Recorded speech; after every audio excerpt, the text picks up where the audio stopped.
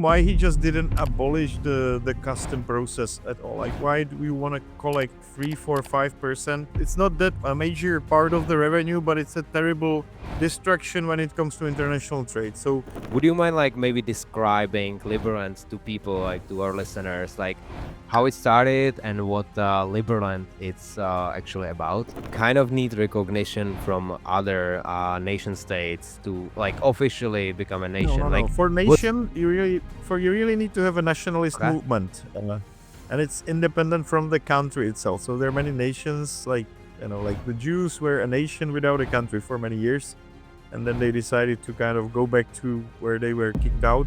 The definition of micronation, that it's not being taken seriously by the neighbors or by the hosting state, because usually micronations get to be created within some existing state. Somebody claims that their bedroom is a new country. No, but we've got all these stupid governmental programs, high taxes, stupid regulation all around the place, and then we're destroying our wealth and the wealth especially of our children. Welcome to the GreenPilled.network podcast. If you're just joining us, we're building a coordination, a network society of thousands of hackers, dreamers, and doers using crypto to bring positive sum digital systems to the world. This podcast features the people who are doing it, and we publish a season of 5 to 10 episodes every couple months. This season is about how to DAO. I'm releasing a book with my co-author, Punkar, who is also a DAO native person, and we are really excited about helping people find prosperity and to help them thrive in the frontier. For time immemorial, people have gone to the frontier in order to find new prosperity, new opportunities, and our generation's frontier is the internet. We want to teach people about the future of DAOs, the future of internet coordination, and this season of How to DAO is all about how do we do that? How do we DAO? How do we find more prosperity in the internet frontier? And this guest season of 5 to 10 episodes is going to be about how to DAO.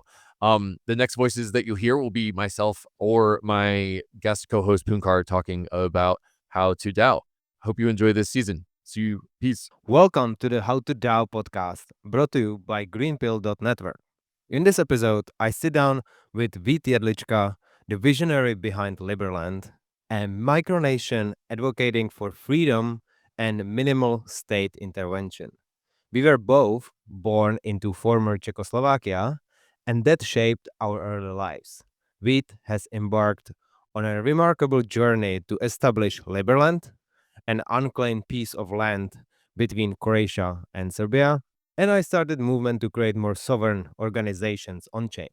Together, we will explore how this venture into libertarian governance challenges traditional notions of statehood and uses technology to empower its citizens.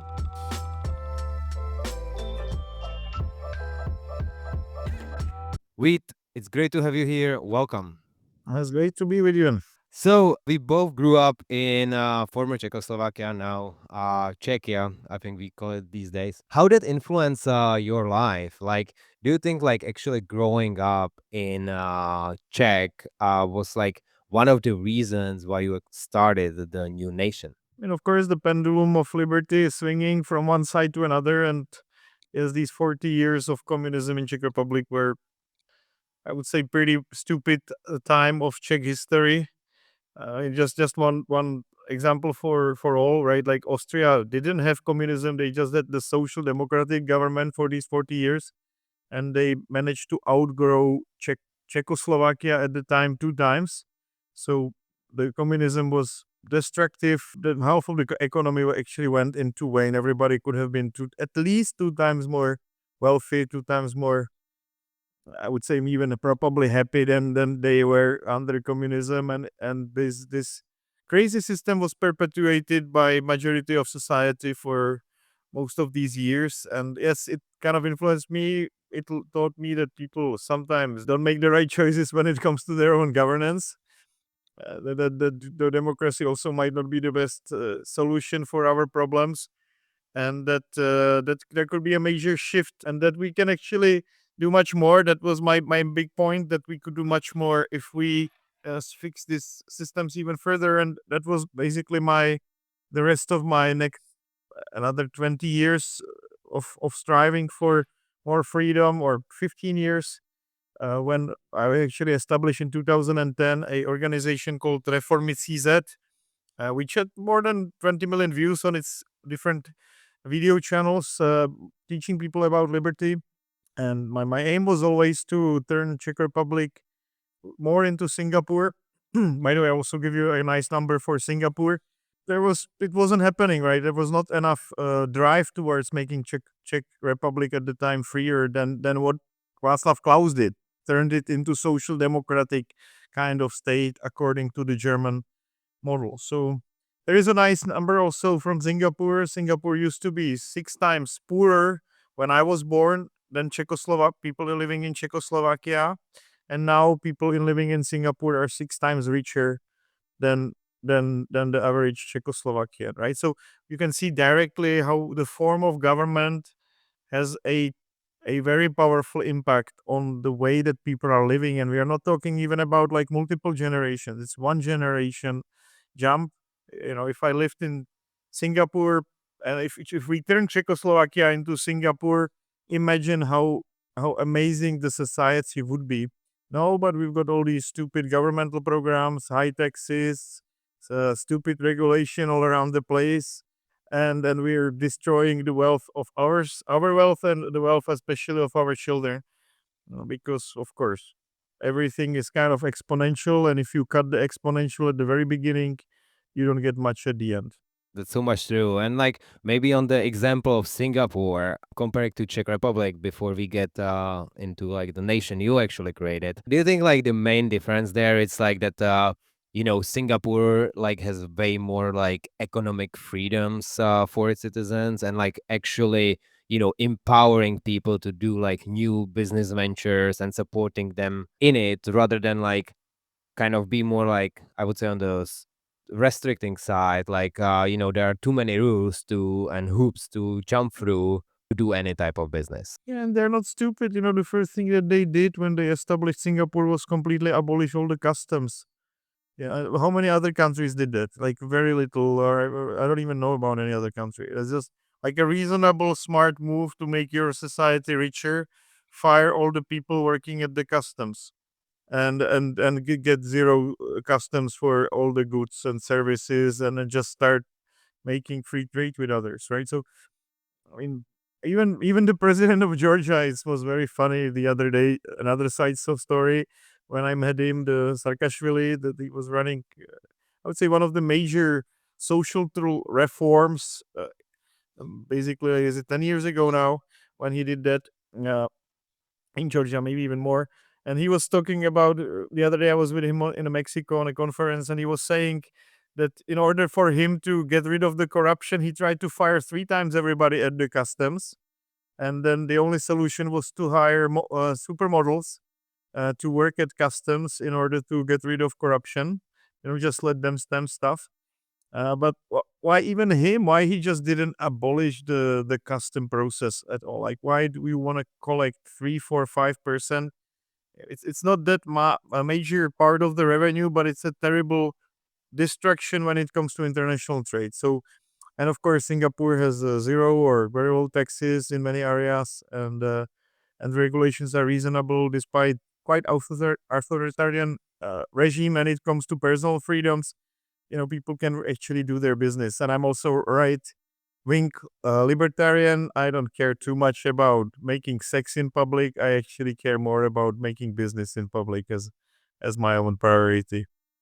Yeah, like free trade, and I think it's important, and I'm definitely aligned with that values. Adam Smith or Frederick Bastiat, they all kind of like already said it like 100 years ago. Basically that the free trade will be just better for us, but it doesn't seems that the nations are moving that direction, especially the big ones. Because like now we have new administration coming up in the United States where I'm based, and they seems to be like really focused on tariffs and like basically like making international trade even worse. Like What's your kind of view on that the big nations actually like going that direction? Do you think like this is really bad for us as a society as a whole, or what will be the outcome there? I think it's just stupid. It's gonna harm Americans first of all. But I understand Trump. He's using it kind of as a power tool. But I don't think at the end he's gonna actually impose those tariffs. But he's really actually using it as a kind of a geopolitical tool. Let's hope that the Dodge Commission, where our citizen Ron Paul should be one of the primary players, will actually be able to change things for better in the United States. So, of course, if Elon Musk presides it, I just hope that really he's gonna get rid of a couple of stupid bureaucratic institution and lower some taxes somewhere. But we'll see. We'll see. These guys will have another 4 years to go or so. So let's hope for the best. And I'm also hoping that these kind of relationship where our citizens are becoming part of the U.S. administration, that these kind of moves will also lead to better recognition of Liberland in the United States and abroad. I feel like this administration has kind of some libertarian vibes to it, so that might be actually good for Liberland as a nation to get bigger recognition. So I touch upon it a little bit in the intro, but would you mind like maybe describing Liberland to people, like to our listeners, like how it started and what Liberland it's actually about? Well, it started in 2015. I mean, it actually started when I read the book by Frederick Bastiat, The Law, which really got me on the journey. Um, and it's a great book, right? Like at the very beginning, there is this call for action. There is something perverted with the law. Instead of protecting people's property, it's used to rip them off. And I was thinking, yeah, that's actually really the essential problem. Like we're making regulations that are not helping us to survive, but they're very much disturbing the normal flow of business, which is strange, why we are building these societies which really are destructive. So at that point, I just decided I'm gonna do my best to educate people about what needs to be these societies into free societies, but at some point also realize that it's not gonna be enough. My life is simply not too long enough to make some sort of major impact over the way that people think, because it's literally multi-generational problem. And if you even realize that people were able to sustain and support stupid systems like communism in Czechoslovakia for 40 years, then you realize really you need some sort of more radical approach. And one of those approaches was instead of choosing politicians through elections, was to start choosing the voters for a new jurisdiction, right? So that's what we are at. We are just about to pass a citizenship law in Liberland. We've been like taking on citizen without proper regulations. Now we will have a reasonable regulation for onboarding new citizens in Liberland. And yes, Liberland is a startup country. We've got now 767,000 people that apply for citizenship. And it's a libertarian country. We won't believe in very limited government. Basically, the same ideas like founding fathers of United States. States should only take care of justice, security, and diplomacy, and leave the rest to the private sector. But we also believe we can do better than founding fathers, which is of course quite ambitious. But we believe we could combine some of the good elements of democracy with some elements of corporate governance, with the elements of republic. So we're a republic because we're limiting the government, what it can do and what it cannot do, quite strictly.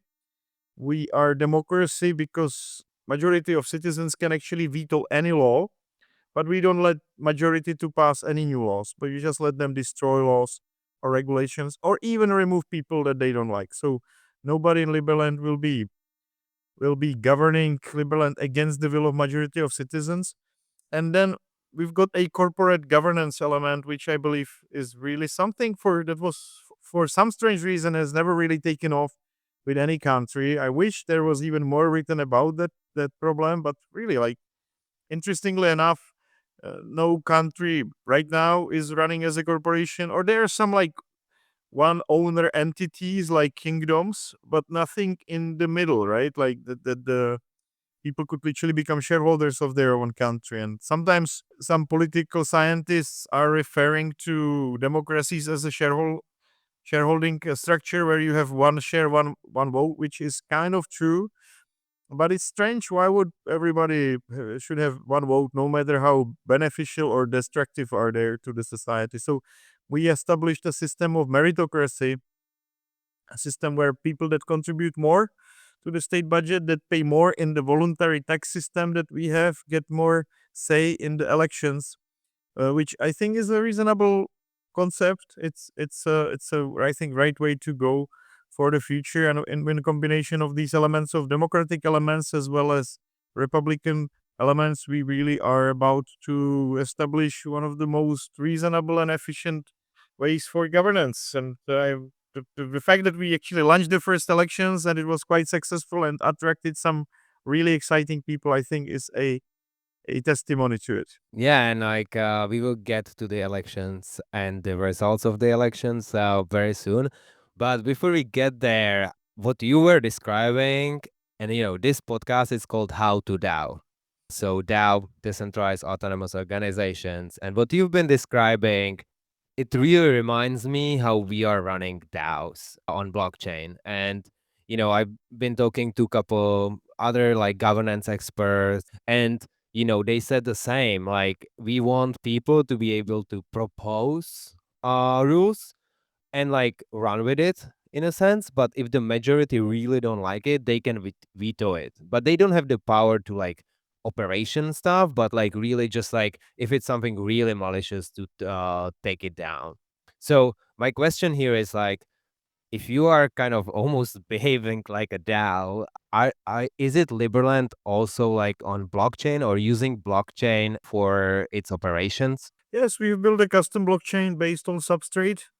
So everything that we're talking about, even though the constitution is written in a draft form, we actually don't even need it because, like, I would say 90% of the most important elements of the governance are actually built into the smart contract that is governing our society. So right now, by passing some extra like regulations, things will be much clearer. But what we could actually put into smart contract, we already did. So we've got two chambers: the chamber of the Congress and Senate, and we've got a president, we've got prime minister, we've got minister of finance, minister of interior, etc. And all of these things are actually put on blockchain. So we are the first ever nation state governance that is running itself as a decentralized autonomous organization or decentralized autonomous government, which I think is more appropriate. But I think there's going to be much more to come. I think again since we launched it very recently, we just need to give it little bit time now. It's going to take off quite nicely in the coming month. And there was a very difficult decision to make. Should we actually launch it on our custom chain, or should we build it as a smart contract on some existing platform? We actually did a decision to build it on custom chain because we felt like if we have a sovereign nation, we should have a sovereign software running it. And even though we still have quite a bit of debate, especially now with Justin Sun's involvement, where he would like to see Liberland running on some platform like Ethereum or Tron. But I think it's the right decision. Of course, it comes with a little bit more responsibility for the security of the chain, etc. But I believe also that the decision to utilize Substrate was a correct one because it was really technically it was the closest to the governments we wanted to see. So it didn't meant complete restructuring of the code base, and also quite easy for citizens now to run the nodes. So the nation is taking care of the network kind of itself. Oh, nice. So basically, the nodes are already decentralized because the citizens are running them. Is that correct? Yeah, there is around 50 citizens that are running the nodes, so I Nice. think the network is quite robust already. And the cool thing is that we do get updates for the core of the software from Polkadots, which is fairly big ecosystem. So we don't have to worry too much about the maintenance of the basic structure of it. Yeah, and like it's all about sovereignty. So I understand the way you went, and how I hope it will work for you. But also, in blockchains, you are very interoperable. So if there will be time there, you need to transition to Ethereum. It probably won't be that hard either. And You mentioned Justin Sun, and some people might know it's a founder of Tron, very famous figure in the crypto space. Just recently bought some painting. I don't know if you can call it painting, but Right. you can probably Google it. Yeah, a piece of art, a banana stuck on the wall.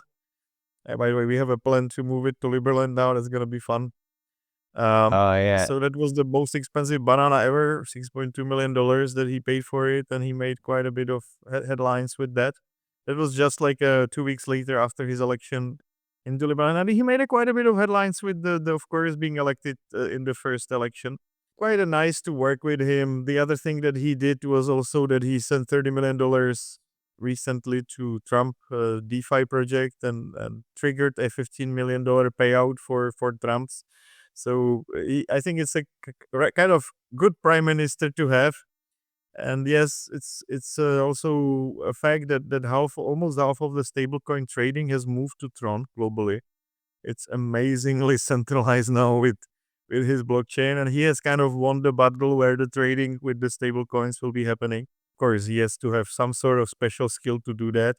But of course, it was the low fees for a long time and popularity, easy accessibility that allowed him to get quite popular like that. And now is getting enormously rich by simply the trading fees, because now they went up to like $7-8 on Tron, but there are millions of them happening every day, and really he is still a major controller of the network in that sense, and many of the fees are going into his pocket, so he can buy bananas all day long. but like, what's the biggest value for Liberland as a nation to have like someone who is, plenty of capital, also famous, to have their own blockchain? Like, what you are expecting from like prime minister of such a caliber to do for Liberland as a nation? Well, first of all, like Tron itself is a quasi sovereign entity, right? So it has its own foreign ministry and develops relations with other nations.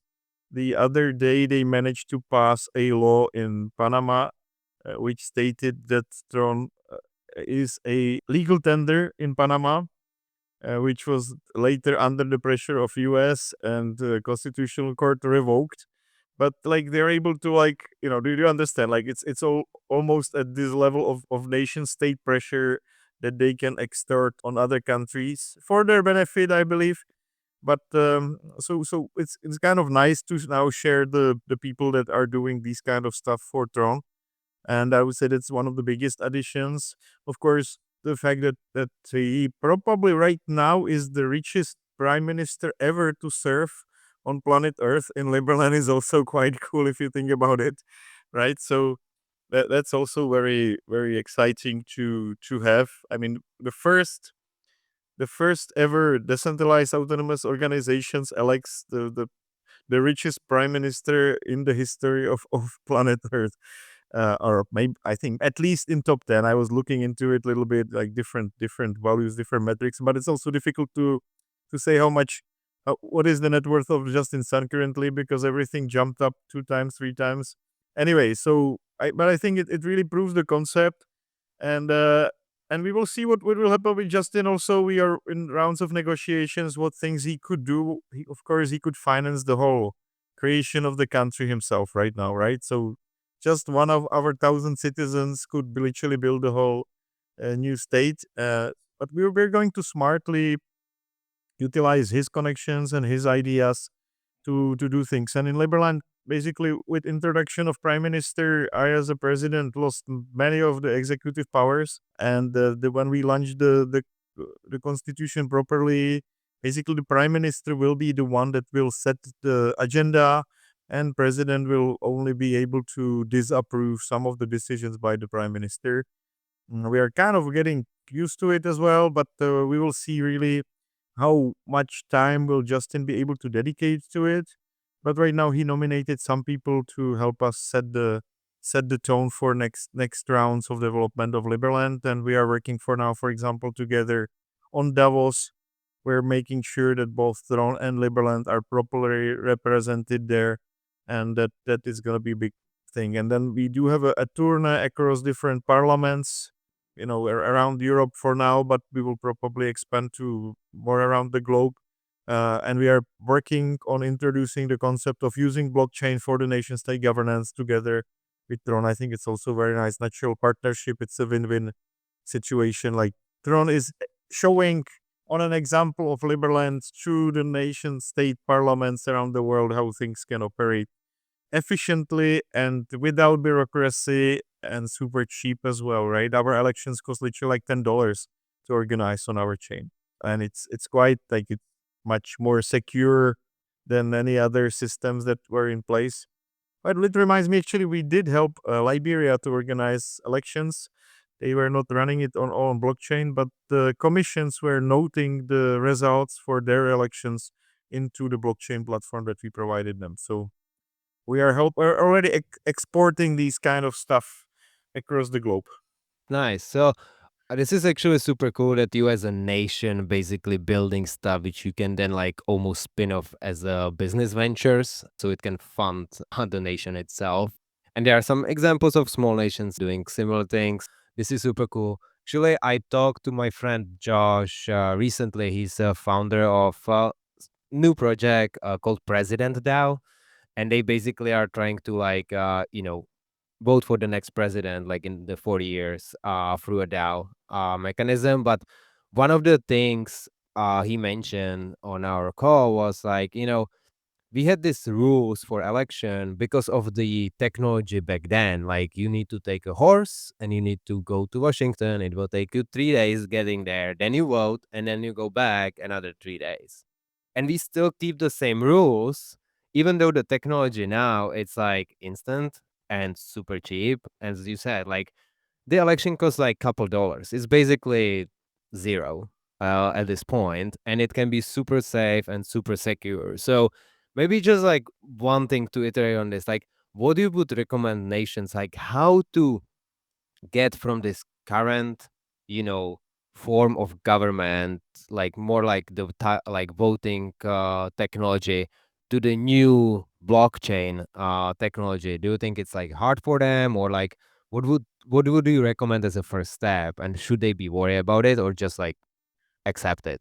Well, to be honest with you, I think the most reasonable way to go forward and how they can really spin off great prosperity is simply taking off economic zones out of their territory, just like Dubai did with DIFC, and simply start running a Liberland like governance on that property, right? And they will do two things. They will like concentrate the wealth and prosperity in one spot, but it will have a nice overflow into existing country, and it can be done almost instantaneously. So, like, of course, Liberland is just 7 square kilometers, but you can create Liberland anywhere on the planet, right? It's just a decision by one of the 200 governments to free up some space for some prosperity, and the benefit, that those countries could gain by being still keeping large portion of the shares of such an entity, like a new quasi sovereign state within existing state, could be enormous. Like they could literally make a lot of money without extorting people by just becoming shareholders of a piece of land where the legal system has become extremely free. And right now we do have this great advantage with Liberland that like 99% of governments are quite stupid. So we have this edge that even though we have a very hard situation at the beginning, we're still expanding at 30% pace a year. But if you manage to cut off a existing piece of land under without any problems, because it would be like a sovereign decision of existing government, the expansion that would be, or the prosperity that would be created on that particular spot would be enormous. And to me it's really strange why the governments are not actually doing this. So I'm working with two governments on similar project, but somehow it always kind of reaches that end, and there are these guys with free private cities that are trying to do something, and there is Prospera that just recently got cancelled, right? So there is this great resentment by this existing establishment to do it. So that's why we're pushing with Liberland from grounds up to build it without any approvals, without any politicians involved, because we are building it as a fresh new nation.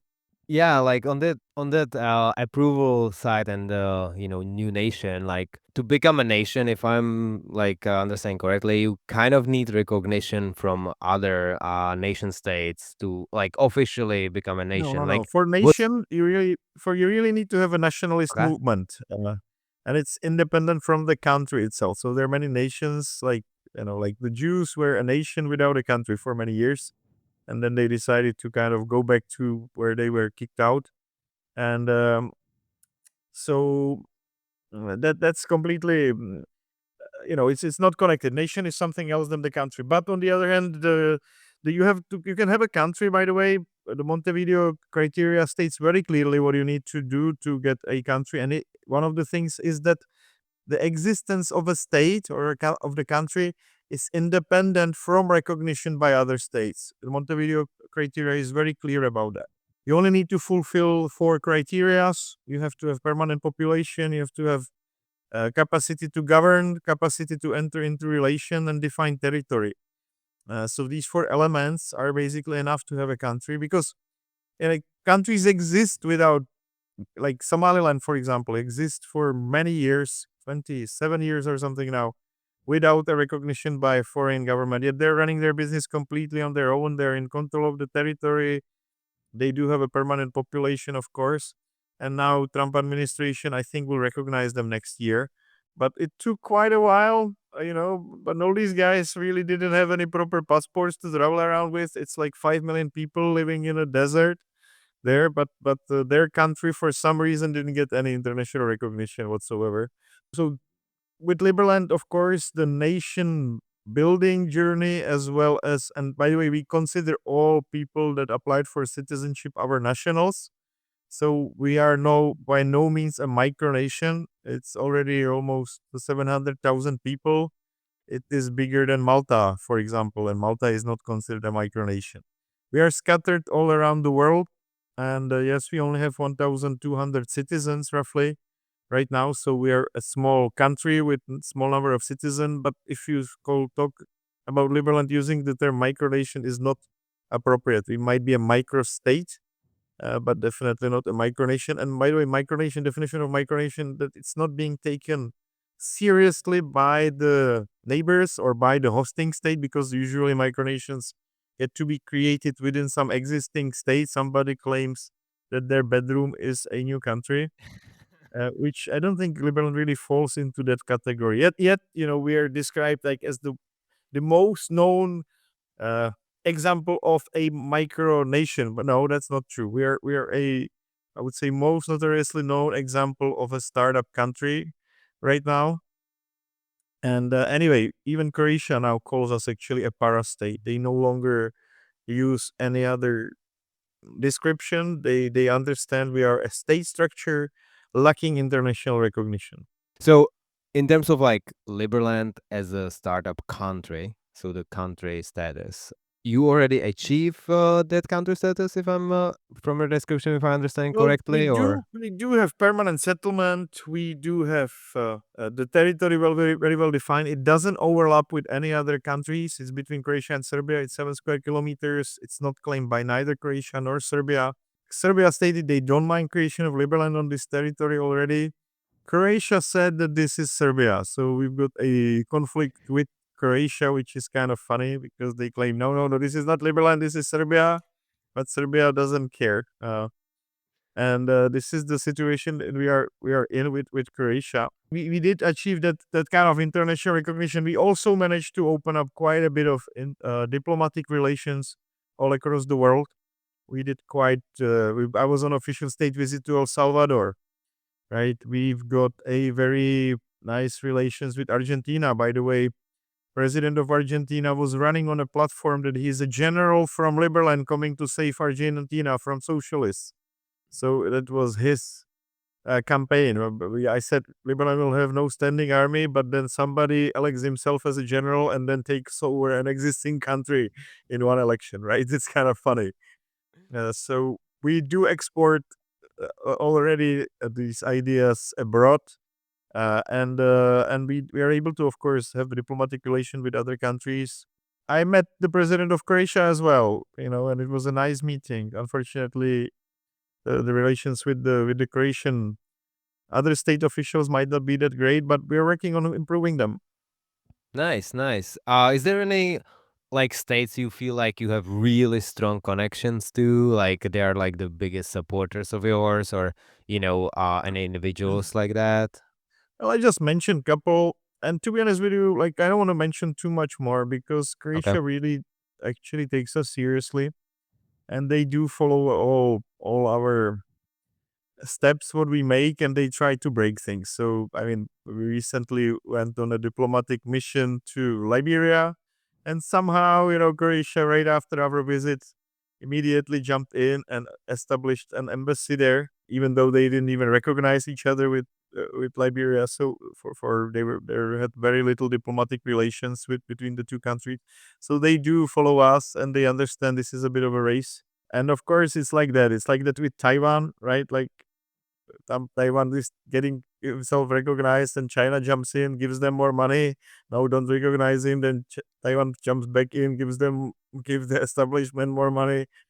So it's kind of funny, but it's about making friends. It's about like also showing the bigger picture, right? Like Liberland really is more than it's all about the piece of land, which is there is a plenty of it. It's really about the idea of building an ideal state with ideal form of administration, and that idea itself is so powerful.